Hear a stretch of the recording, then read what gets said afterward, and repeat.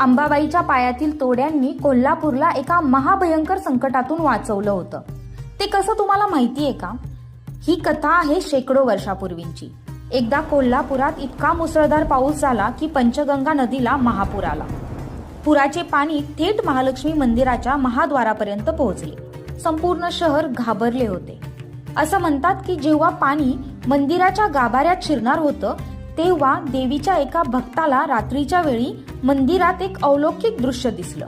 एक तेजस्वी स्त्री आपल्या पायातील जड सुवर्ण तोड्यांच्या आवाजात धावत मंदिराच्या महाद्वाराकडे जात होती.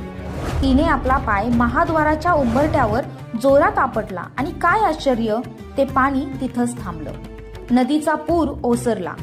पण दुसऱ्या दिवशी जेव्हा पुजाऱ्यांनी देवीची मूर्ती पाहिली तेव्हा देवीच्या पायातील तोड्यांवर चिखलांचे आणि पाण्याचे अंश दिसत होते. आजही आई अंबाबाई